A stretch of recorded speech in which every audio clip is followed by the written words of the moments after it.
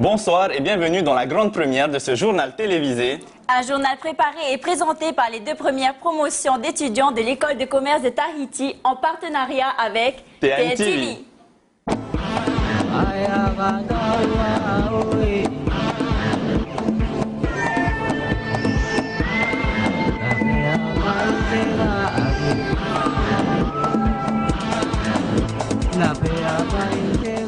Ce soir, 3 reportages et une invitée spéciale, Hinarani Delongeau, mannequin pour Marilyn Agency.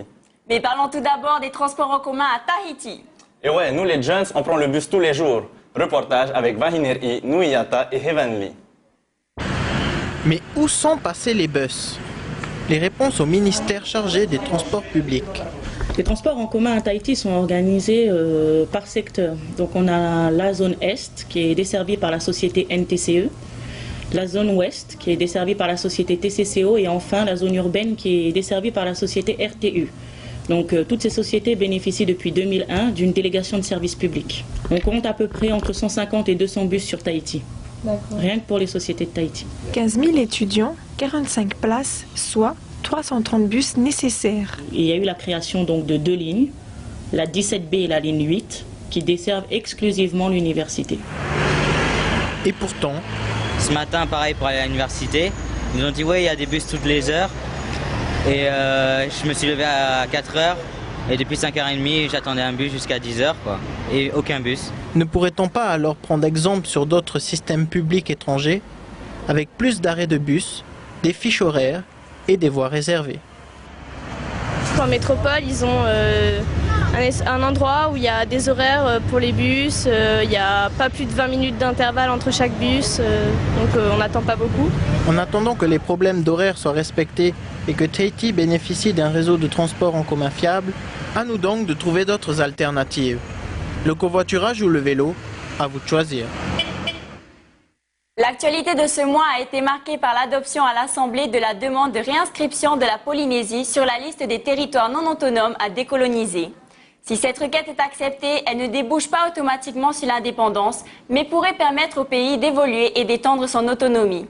Ce serait alors à la population d'en décider au travers d'un référendum. Et malgré la réticence de la Nouvelle-Zélande, le sujet sera abordé lors du Forum des îles du Pacifique. Il se tiendra du 6 au 9 septembre à Auckland et le président Oscar Temaru espère obtenir le soutien des 16 pays membres. Qu'en pensent les jeunes Polynésiens? Réaction au micro de Luana, Yann et Terama. La décolonisation de Polynésie française, une bonne chose, un avis assez mitigé. Tahiti est un pays qui est trop inséré maintenant dans la mondialisation et sa population montre qu'on a tous un lien avec l'extérieur, donc le fait de vouloir décoloniser Tahiti, ce serait en quelque sorte tout à refaire au niveau de la population. Je pense que c'est une bonne idée que le pays soit décolonisé. Moi pour l'instant je suis contre parce que vu comment se passe ici, le gouvernement, les présidents ils changent quasiment vraiment souvent. Donc j'estime qu'ils ne sont pas capables de gérer encore une indépendance comme ça. Déjà c'est pas trop. Déjà là on est colonisé et on est en manque de travail. Comment se passerait ici on serait décolonisé? Mais je sais pas aussi trop.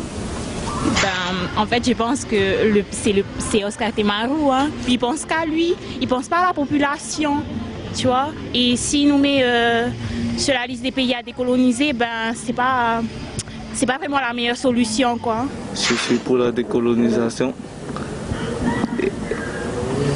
Pourquoi? Parce que je vote pour l'Oscar. Ce serait chaotique pour moi. Je pense pas que ce soit possible de faire ça maintenant. Peut-être qu'il devrait attendre d'ici 5 ou 10 ans quand le pays sera un peu plus prêt, quand on développe un peu plus les structures qu'il y a sur le territoire. Et donc voilà, quoi. Pour l'instant, je pense pas que ce soit possible et que ce soit une bonne idée.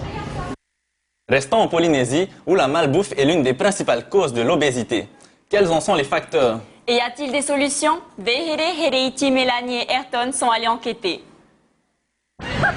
L'obésité infantile des enfants tahitiens de 5 à 14 ans atteint 34%. C'est un triste record mondial, bien plus qu'aux États-Unis par exemple, où elle cumule à 20%. L'une des explications, la baisse des élèves inscrits à la cantine. Beaucoup préfèrent se restaurer dans les snacks qui pullulent autour des établissements scolaires. Des snacks qui se soucient peu de l'équilibre de leur menu. Il faut inciter absolument les jeunes à choisir un casse-croûte qui contiendrait des crudités ou un plat préparé qui contiendrait des légumes plutôt que le traditionnel casse-croûte chow mein frites ou casse-croûte hachis frites. La solution passe donc en partie par la cantine, car si tout n'y est pas parfait, les repas sont tout de même contrôlés par un diététicien. Newrest, l'une des principales sociétés d'alimentation industrielle, est aussi l'un des plus gros fournisseurs d'alimentation des cantines du Fénois. Nous avons un chef de production qui élabore les menus et ensuite nous avons une commission en interne qui rassemble une diététicienne, les responsables de cuisine, le responsable des contrôleurs des coûts et la direction de Newrest. Une fois validé, on transmet les menus à peu près un mois à l'avance dans toutes les écoles. En plus de la qualité du repas, les conditions de préparation sont une autre garantie pour la santé. En métropole, une loi interdit de vendre des produits sucrés à proximité des établissements scolaires. Elle n'existe pas en Polynésie.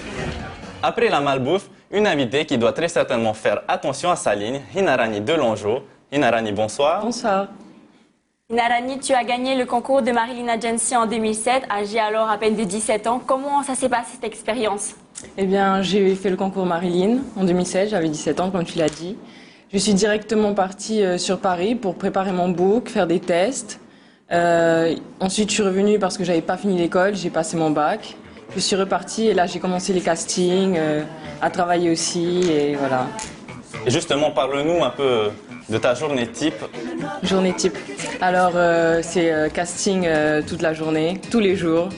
On sait ce qu'on va faire le lendemain, enfin, on sait la veille ce qu'on va faire le lendemain. Donc, soit casting, soit travail. Mais bon, enfin, c'est bouger partout, aller à tous les castings. Voilà, est-ce que rencontrer tous les clients. Est-ce que ton agent s'occupe de tout ou est-ce qu'il y a des choses que tu fais par toi-même? Non, il s'occupe de tout. Il m'envoie voir les clients. Enfin, sauf mon apparence, je dois faire attention. Enfin, comment je m'habille et tout, c'est la seule chose dont... Sinon, il s'occupe de tout. Et peux-tu nous parler de ton métier? Tu as sans doute voyagé, on sait que tu es parti en Allemagne, en France et à New York, même au Portugal. Qu'est-ce qui t'a le plus marqué? Ce qui m'a le plus marqué, ça a été l'Allemagne, parce que ça a été le pire en fait. Sinon, j'ai eu des bonnes expériences partout. Le pire à cause du climat. Je suis pas du tout habituée et venant de Tahiti, c'est une grosse différence. Et qu'est-ce qui s'est passé alors en Allemagne? Eh ben, le climat, pas habitué, le froid et les gens aussi. C'est pas du tout la même chose. La chaleur tahitienne manque beaucoup lorsqu'on part à l'étranger. D'accord. Est-ce que tu as quelque chose de personnel pour gérer tout ça? Il y a Skype. Pour aller mieux, pour voilà. Bien, merci Hinarani en tous les cas d'être venue sur ce plateau ce soir. De rien. Entre rêve et réalité, passons maintenant à l'art. L'exposition Production personnelle et réflexion sur Omaï a ouvert ses portes mardi. Et il vous reste encore demain, samedi 3 septembre, pour vous y rendre. Nos 3 jeunes talents sont allés au bout de leurs rêves et exposent leurs œuvres qui mêlent sculpture et peinture. Les images du romain Manuura, Danae et Tumai Hiva. Peinture, sculpture, art décoratif, Elton John et Ennio Nigel s'inspirent de la vie de tous les jours. Un moyen de s'exprimer de façon libre et décalée sur tout type de matériaux et de faire passer un message, le street art.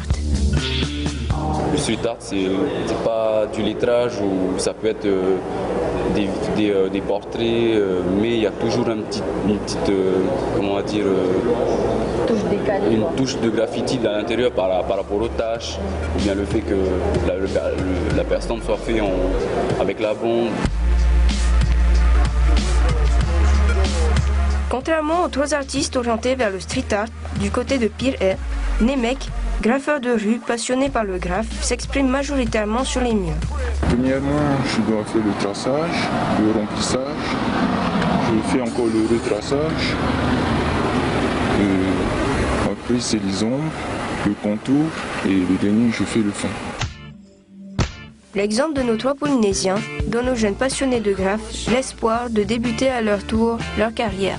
Ce que je peux leur dire, c'est tout simplement de persévérer et d'être patient et de continuer à produire des choses et sans se soucier de qu'en dira-t-on et vraiment le faire pour le plaisir. Les amis, nous sommes arrivés au terme de ce premier journal des étudiants de l'école de commerce de Tahiti. Merci de l'avoir suivi et très bonne soirée à tous sur TNTV, bien sûr.